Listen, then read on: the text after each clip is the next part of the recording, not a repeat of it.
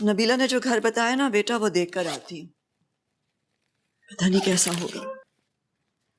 और वैसे भी किराए इतने ज्यादा हो गए हैं कि समझ ही नहीं आती कि पूरा कहाँ से होगा। अम्मी, आप अब्बा से एक बार फिर बात तो करके देखें।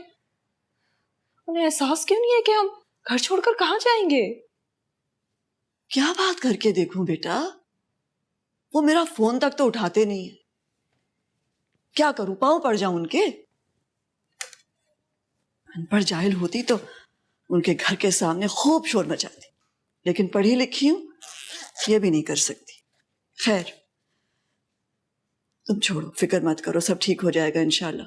मेरा इंतजार मत करना, खाना खा लेना, ठीक है? मैं आती हूँ थोड़ी देर में।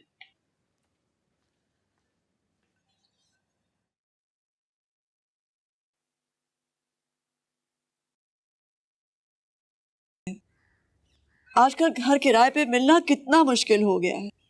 सारा दिन दर दर फिरती रही हूं, लेकिन फिर भी कोई बात नहीं बनी। अगर घर खाली कराना ही था तो कम से कम 4 महीने की मोहलत तो देते।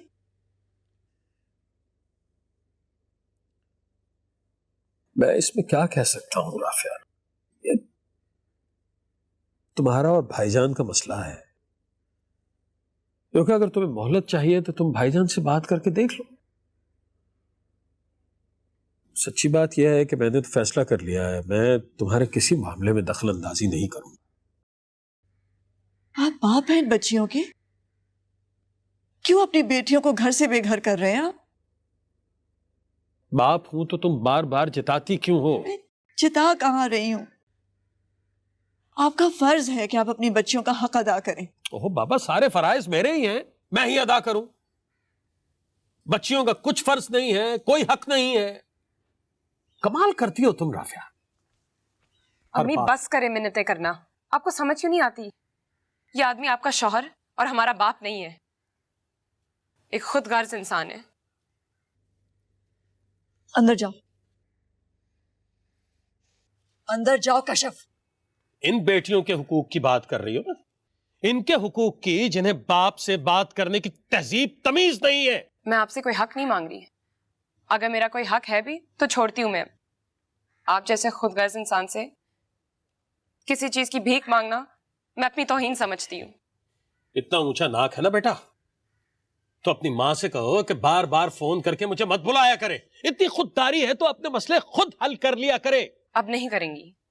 अब मैं, मेरी बहनें और मेरी माँ आपको किसी काम के लिए तंग नहीं करेंगी, और आप हमारे मिसाइल में इजाफा करने के अलावा और कर भी क्या सकते हैं? इस तरबियत के साथ कोई इनका रिश्ता लेने इस घर में नहीं आएगा, ये बात लिख लो मेरी।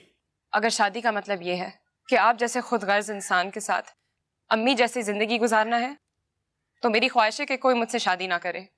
माँ पढ़ लिख के अपने पैरों पे खड़ी हो गई तो हम भी खड़े हो जाएंगे अपने पाँव पे। आप जैसे आदमी के नाम और सहारे के बगैर भी इज्जत से रहना आता है हमें। ये 4 लफ्ज पढ़ के जो इतना गुरूर आ गया ना तुम्हारी तबीयत में, पता चल जाएगा तुम्हें इसकी वक़्त का। अपनी माँ की तरह सारी जिंदगी उस्तानी बन के जूतियां चटखाती फिरना बस। मैं अम्मी की तरह उस्तानी बनकर जूतियां नहीं चटखाऊंगी। मैं अपने जिंदगी के साथ कुछ और करूंगी। हाँ, कुछ और कर लेना। अपनी माँ से कहना तुम्हें अफसर लगा देगी, डीसी लगवा देगी तुम्हें। बहुत अप्रोच है इसकी, बदतमीज।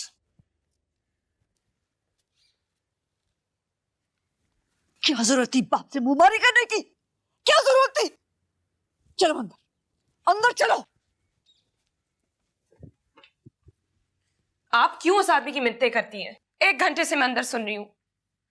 अगर उनको कोई एहसास नहीं है तो फिर आप बार बार उनसे क्यों कहती हैं? मुझसे बिल्कुल बर्दाश्त नहीं होता यूं किसी के सामने आपका गिड़गिड़ाना। लेकिन तुम्हें क्या हक है कि तुम अपने बाप के सामने इस तरह बात करो? अब बाप का हक पहुंचता है बात बात खड़े होके यूं हमें इस तरह जलील कर दिया करे? औलाद के बजाय जानवर समझा जाए? क्या हमारा जहन नहीं है? हम नहीं सोच सकती? एहसासात नहीं है? क्या हम कुछ महसूस नहीं करेंगे?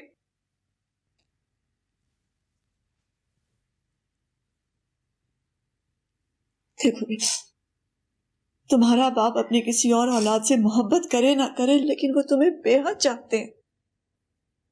पहली औलाद जो हो तुम उनकी। اب تمہارے منہ سے یہ ساری باتیں سننے کے بعد انہیں کتنی تکلیف ہوئی ہوگی. لعنت بھیجتی میں ایسے محبت پہ. وہ ہمیں چاہتے ہیں. کتنے سالوں سے میں ان کے سامنے اپنی تعلیم حاصل کے لیے دھکے کھا رہی ہوں.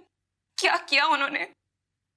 روپیہ پیسہ ایک طرف، کبھی محبت اور حوصلہ افزائی کا ایک لفظ تک نہیں کہا انہوں نے. کبھی بیٹی تک نہیں کہا ہمیں، اور آپ ہمیں ان کے محبت کے قصے سنا رہی ہیں. بس ہم اس گھر کو اب چھوڑ کے جا رہے ہیں. چاہے ایک کمرے کا فلیٹ ملے ہم وہاں چلے جائیں گے. اس گھر میں نہیں رہنا ہم نے.